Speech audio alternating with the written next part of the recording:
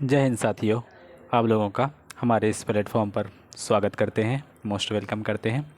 आपसे रिक्वेस्ट है कि अगर आप हमारे यूट्यूब चैनल पर नए आए हैं तो सब्सक्राइब करिए, वीडियो अच्छा लगता है तो वीडियो को लाइक करिए और फ्रेंड्स से शेयर करिए। देखिएगा, बीपीएससी ने अभी एक क्या बोल सकते हैं कि आवश्यक सूचना जारी किया है। विज्ञापन संख्या 26/2023 अध्यापक नियुक्ति परीक्षा से डेली कुछ ना कुछ न्यूज़ निकल के आती रही, अपडेट आता रहता है। ये क्या कर दिया, आप एक रूटीन बना दिया। इतना चेंजिंग बदलाव नहीं होनी चाहिए। बच्चों को परेशानी होता है, सुबह शाम लेटर देखो, अब बच्चा पढ़े कि लेटर देखे।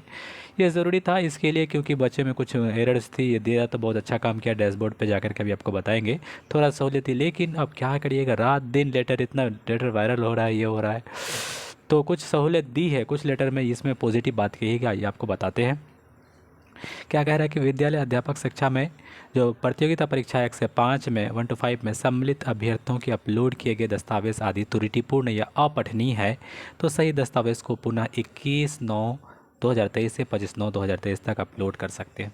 दोस्तों, हुआ था क्या कि बहुत सारे डॉक्यूमेंट क्या है अपलोड करते टाइम कुछ एरर हो गई थी, कुछ त्रुटि हो गई थी और पढ़ा नहीं जा रहा था। क्योंकि 100 KB का ना, ये पहली बार एग्ज़ाम हो रहा है कि कोई भी फॉरम में 100 KB का है। पहले, इससे पहले बीपीएससी 250 150 KB होना चाहिए ऊपर। 200 KB तक ठीक रहता है, कोई भी इंसान बना लेता है। 100 KB बनाना थोड़ा सा डिफ़िकल्ट होता है, पॉसिबल नहीं होता। ये लैपटॉप वाले से, जो कैफ़े वाले ही बना पाते हैं, या आम इंसान बहुत ही कम, मिनिमम 10% बना पाते हैं। तो बनाते टाइम क्या करते हैं, इसको अपलोड करते टाइम कुछ एरर हो गई।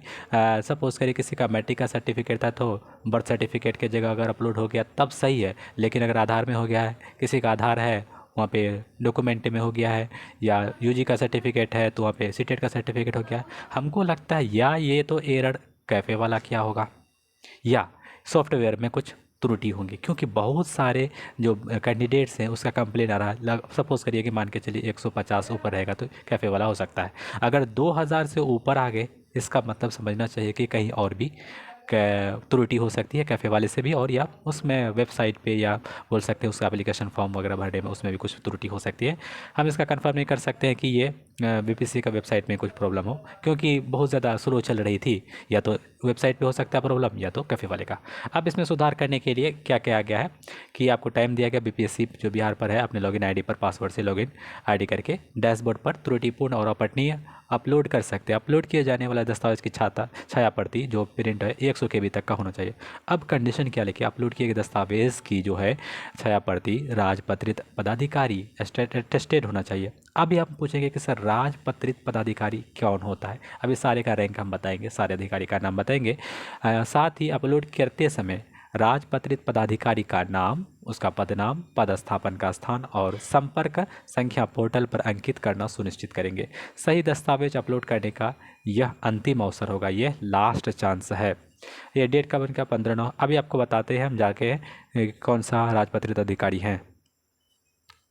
आइए दोस्तों, हु इज़ गैजेटेड ऑफिसर, आइए सीखते हैं, जानते हैं कौन गैजेटेड ऑफिसर होता है। क्लियरली लिखा हुआ है, हमने कोई सर्च किया है।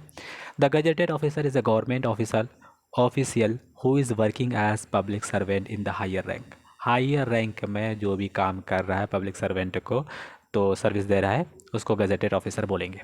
Every government employee is not a gazetted officer. सारे गवर्नमेंट के जो सरकारी एम्प्लॉई हैं वो गैजेटेड ऑफिसर नहीं हो सकते हैं, नहीं भी होते हैं।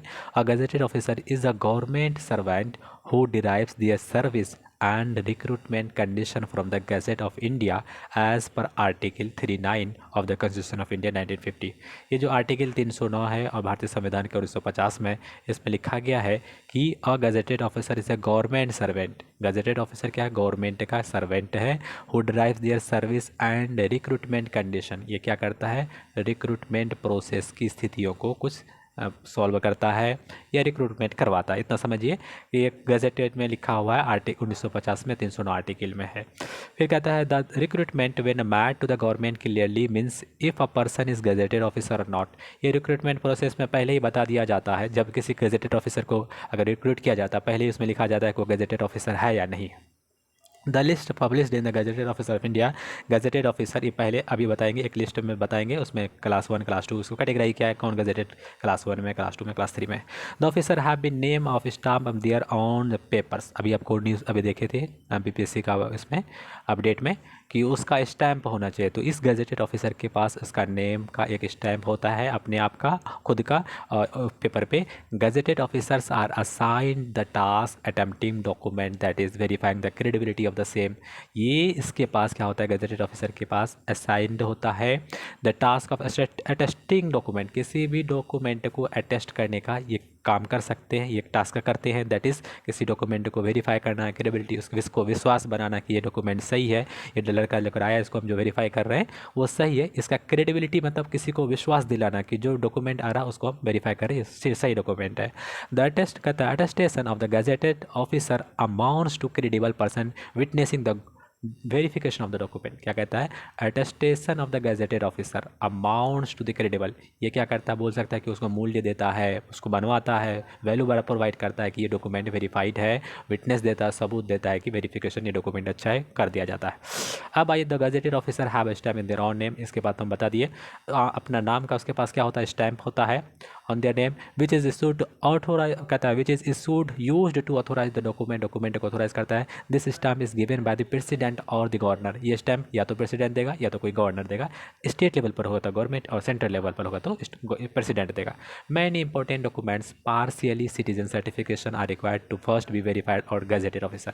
बहुत सारे डॉक्यूमेंट हैं आंशिक रूप से सिटीजन का, किसी सिटीजन को हम लोग नागरिकता देना है नहीं देना है, ये सारे गजेटेड ऑफिसर वेरीफाई करवाते हैं। कुछ और देखेंगे आप, आइए क्लास 1 में इसको हम बहुत सारा कैटेगरी में, 3 कैटेगरी मान के चले, 3-4 कैटेगरी में बढ़ते हैं। क्लास 1 में कौन कौन सा गजेटेड ऑफिसर आएंगे, कहता है this class of employees among the highest rank. Class 1 में सबसे ऊपर वाले आते हैं, कौन कौन से, पहला ऑफिसर्स ऑफ आर्म्ड फोर्सेस का ऑफिसर आएंगे, magistrate and एवब in judicial services, जो मतलब न्यायालय में है, न्याय से रिलेटेड है, ये सारे ऑफिसर आएंगे।